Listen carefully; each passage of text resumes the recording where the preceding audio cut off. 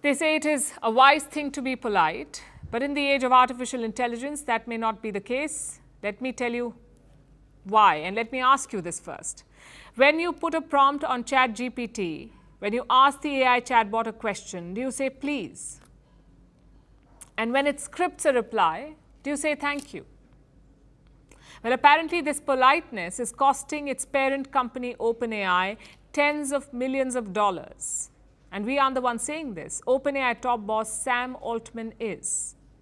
Our next report tells you why. Someone pays you a compliment, say thank you. Someone helps you with homework, say thank you again. Someone answers your query, say thank you once more. Being courteous is drilled into us from the moment we start interacting with others. Now, with artificial intelligence bleeding into most aspects of our lives, we are being courteous to it as well. And surveys prove this. In the US, 67% users of chatbots, like Chat, are polite to it. In the UK, the number stands at 71%. And this trend is not limited to just 2 countries. People everywhere can be seen saying please and thank you to ChatGPT. But apparently, it is expensive waste. And we aren't the ones saying this.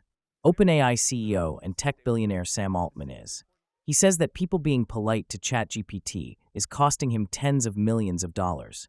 This may sound absurd. After all, thanking ChatGPT for helping you write a basic thank you note seems trivial, almost like a force of habit. But every little word requires the chatbot system to interpret and process the message before crafting its response, which can be long and complex. This consumes electricity. It costs money and time. To give you context, each ChatGPT question uses about 2.9 watt-hours of energy. This may not sound like much, but it is about 10 times more electricity than a traditional Google search, which stands at 0.3 watt-hours.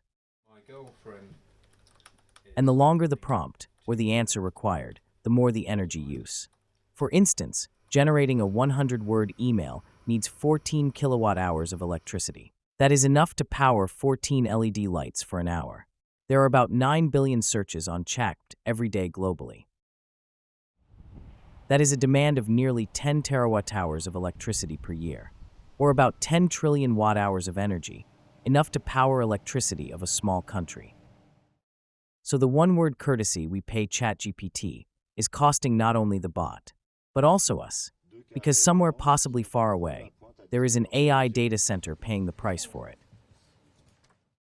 The AI industry relies on its data centers to train and operate its models. So when we ask in tools a question, it is the data centers that use energy. And this is fueling a silent crisis. It is contributing to climate change. And this is not limited to ChatGPT. Since 2020, Microsoft has focused on expanding its data centers to boost its AI prowess. And since then, its carbon emissions have risen by nearly 30%. In 2023, Google's carbon emissions were almost 50% higher than in 2019, largely thanks to the energy demands of its data centers. In fact, data centers powering chatbots suck up about 2% of the world's energy consumption. And the situation is only expected to get worse as the use of AI skyrockets. So we may want to keep thanking it, perhaps out of habit, perhaps out of fear in case of an AI uprising. But in the case of artificial intelligence, it is impolite to be polite.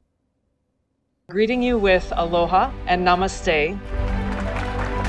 No, I love India. Presence, occupation of a territory by another country pertains to India, what we saw in Kashmir.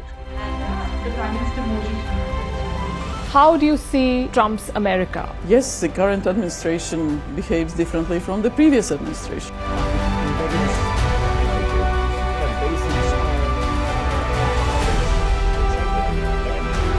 Are you saying that there are foreign powers who are trying to bring down the current government in Syria? Exactly. Bluntly, Iran, maybe Russia too.